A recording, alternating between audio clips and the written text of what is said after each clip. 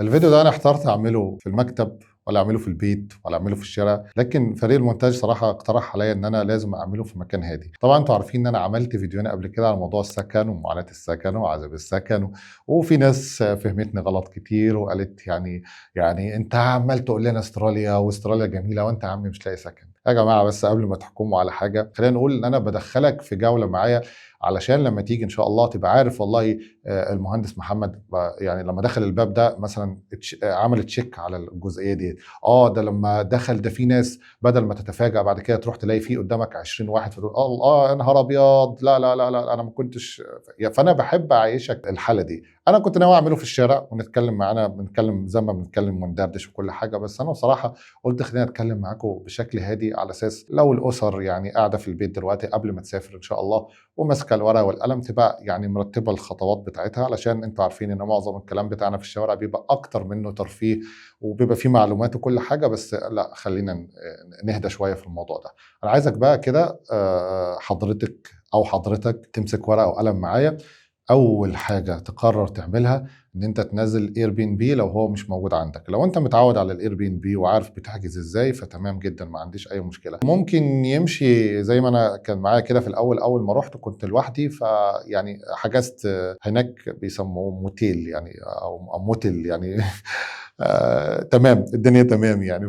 فانت بتختار الفندق اللي انت محتاجه من خلال بوكينج، او طبعا بالنسبه للاسر فطبعا دي حاجه اساسيه، او حتى لوحدك اير بي ان بي ده حاجه اساسيه في الاول. في حاجات تانية زي فليت ميتس مثلا، بس الحاجات ديت بتحتاج ان انت تبقى موجود في استراليا اكتر عشان هم بيبقوا محتاجين يشوفوك، علشان يعني خلينا نقول كده يعرفوا انت مين بالظبط يعني. طيب يعني لو انت معاك اسره، ايه افضل وقت انت محتاج ان انت يعني تقعد قد ايه؟ يعني لما تيجي تحجز قد ايه؟ هقول لك من تجربتي وتجربه الاصدقاء، دايما حاول ما تقلش عن 20 يوم في المكان اللي انت هتاخده. انا لما رحت وكان في الاسره موجوده، انا اضطريت ان يعني اخدت 10 ايام، بس كان المكان ده هو مش موجود فيه غير 10 ايام، لان برضو من ضمن الاخطاء اللي انا ارتكبتها يعني، واللي بقول لك حاول ان انت تتفاداها. ما تحاولش تسافر في الوقت بتاع الكريسماس اللي هو من بدايه 12، ولا تروح حتى في شهر واحد لو في امكانيه طبعا ان انت تعمل الكلام ده، علشان في الوقت ده بيبقى عندك مشكلتين. المشكله الاولى ان لو انت رايح في مدينه زي مثلا نيوكاسل والناس بتحب تروح تصيف فيها، لان ده وقت ده بيكون وقت صيف في استراليا، فانت للاسف الشديد هتضطر ان طبعا الايجار بيبقى غالي جدا جدا جدا جدا، وشهر واحد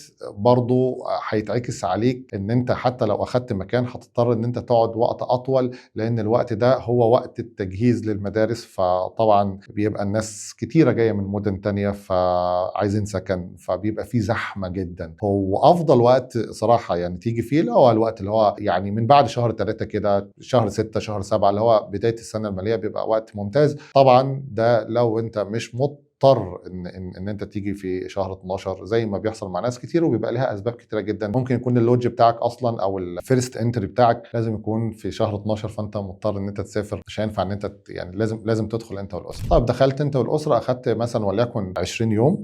ليه انا بقول 20 يوم؟ لان اللي انا اكتشفته طبعا احنا هنتكلم دلوقتي بالتفصيل في الحاجات ديت، ان انت لو ربنا كرمك مثلا واخدت السكن بعدها ب 10 ايام، لا تظن ان انت هتبقى يعني ان انت ال 10 ايام انت خلصتهم، انت خدت السكن ده لسه محتاج تجهيزات ولسه محتاج فرش ولسه يعني في حاجات كتير احنا هنتكلم فيها دلوقتي يعني بشكل ارتجالي تفصيلي ان شاء الله. طيب يبقى احنا خلصنا، عملنا الاير بي ان بي وحجزنا والدنيا تمام. ايه تاني ابلكيشن اعمله هندسه قبل؟ على فكره انا بكلمك الكلام ده كله قبل ما تسافر استراليا، يعني قبل ما توصل هتنزل ابلكيشن اسمه ريل ستيت. ريل ستيت هيظهر لك دلوقتي، واعتقد ممكن تكون انت تبقى يعني ممكن تبقى عارفه. يعني ايه المطلوب منك في ريل ستيت قبل ما تروح؟ مطلوب منك حاجتين يا ريس. اول حاجه ان انت تشوف الاسعار والمناطق والرينج الاسعار طبعا استراليا انت بتدفع بشكل اسبوعي، الفواتير كلها يا جماعه هناك بشكل اسبوعي، وهتكتشف ان اجلا ام عاجلا ان الدفع بشكل اسبوعي ده اعظم اختراع في التاريخ. كلنا بنبقى متضايقين ليه ما يكونش بالشهر، بس هتتبسط بس لما تروح هناك ان شاء الله. فانت هتشوف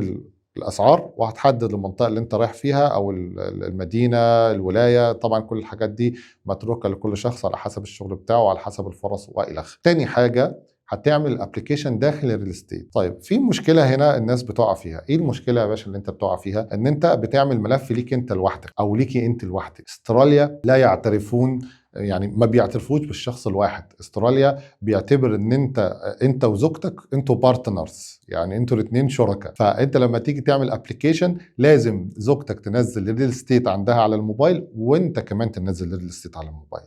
هي هتعمل ابلكيشن وانت هتعمل ابلكيشن.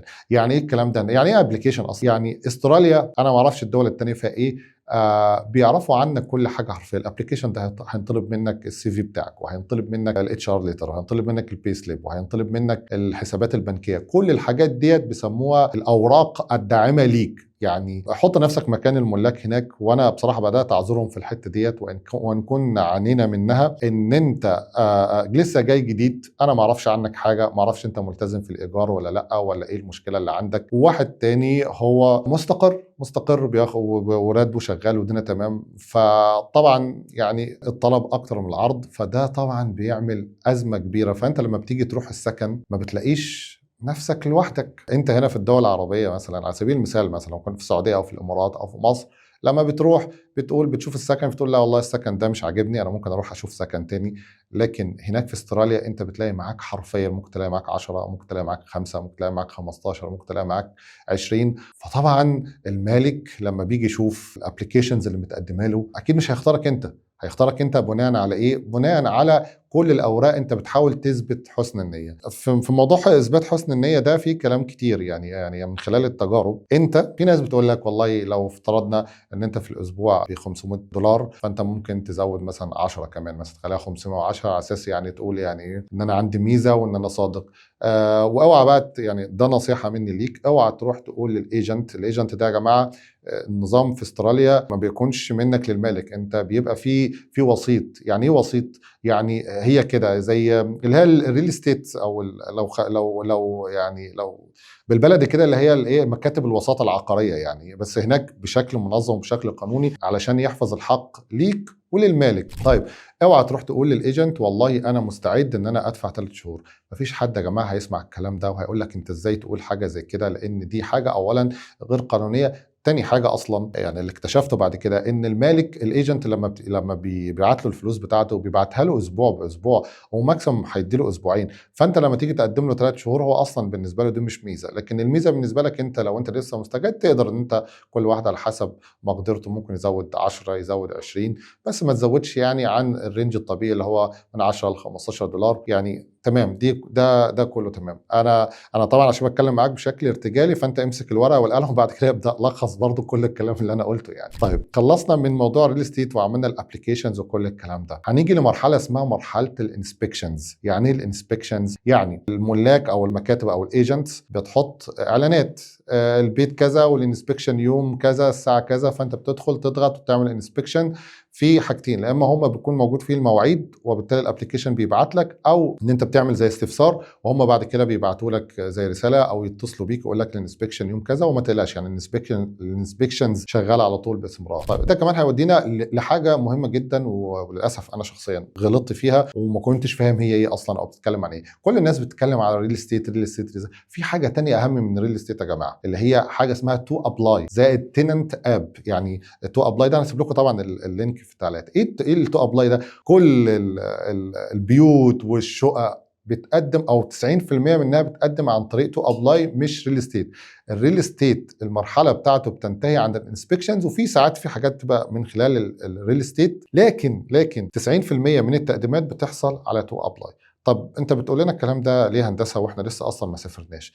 انا كل المطلوب منك يا صديقي ان انت هتدخل على موقع تو ابلاي، انت وزوجتك. تمام، انت وزوجتك لازم انتوا الاثنين تعملوا ابلكيشنز. لو زوجتك اللي شغاله او انت اللي شغال وعندك الاثباتات، بتدخل ترفع كل الحاجات ديت. طب انت هتستفاد منها ايه لما ترفع؟ علشان بعد كده ان شاء الله لما تروح تروح على الانسبكشنز ويقول لك والله احنا هنبعت لك لينك تو ابلاي علشان تقدم، ما تحتاجش ان انت تقعد ترفع في الورق تاني، وانت كده كده اصلا هتكون متوتر وهتكون متضايق، وهتلاقي الانسبكشن مثلا بتطلع الساعه 9 وبعدها 10 وبعدها 11. فالموضوع ده كله هيعمل عليك لود ومش هتبقى فاهمه. فانت تخلص ورقك كل الكلام ده قبل ما تيجي. ولما انت بتيجي تقدم، بتعمل زي دعوه كده لزوجتك من خلال الايميل، وهي بتدخل كمان توافق على الايه، على التقديم ده، علشان الموضوع ده هيسهل عليك كتير يا جماعه، عشان تبقى انت مركز في موضوع الانسبكشنز. طيب انت لما بتروح للانسبكشنز الايجنت بيقول لك مساء الخير، انت البيت عاجبك، الدنيا تمام، هنقدم لك على تو ابلاي. في شويه حاجات عايزك تاخد بالك منها لما تروح اي بيت يا جماعه، علشان ما تغلطش نفس الاخطاء برضو اللي احنا غلطنا فيها. وان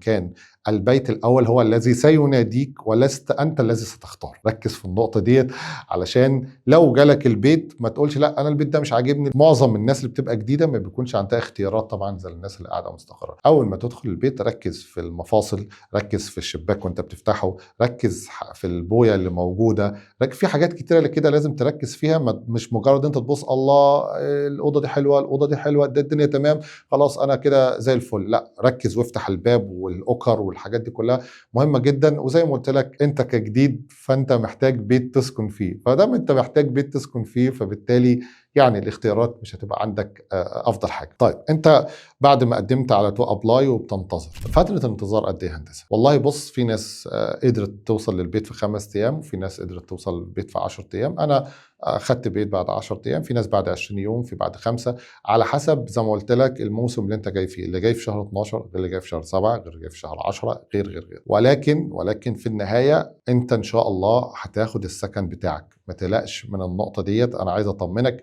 انا يمكن عملت الفيديوهات ديت جابت احباط لبعض الناس، ولكن انا كنت قايل في الفيديوهات ان انا يا جماعه لما هنزل الفيديوهات ديت هكون والحمد لله اخدت سكن. وانت كده كده اصلا ما بتكونش قاعد في الشارع. هي بس الفكره كلها ان احنا بنحاول نقلل النزيف بتاع الاير بي ان بي، لان طبعا الايجار في الاير بي ان بي بيكون ضعف الايجار في السكن، فطبعا صعب يعني كل ما بتزود طبعا دي بتكون خساره ليك. يعني اتمنى ان يكون كلامي ده يعني خفيف عليك، وان شاء الله ربنا يكرمك وتقدر ان انت توصل للبيت اللي انت عايزه. وخلي بالك المدينه عن المدينه بتختلف. يعني انا عارف عشان يجي سؤال تبع هندسه هو الايجار بكام، زي ما قلت لك احنا متفقين في الاول ان الريل استيت انت بتدخل، لو هتسافر ميلبورن غير ما هتسافر سيدني، غير ما هتسافر نيوكاسل، غير ما هتروح بيرث، غير. وحتى المناطق جوه المدن الاسعار بتاعتها بتختلف، اللي بياخد اوضتين غير اللي بياخد 3 غير اللي بياخد اوضه.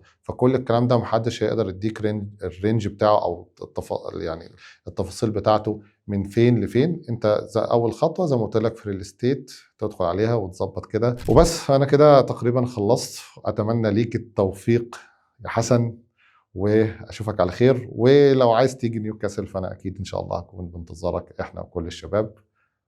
وقوم ذاكر يا حسن، او قوم جهز شنطتك يا حسن. السلام عليكم.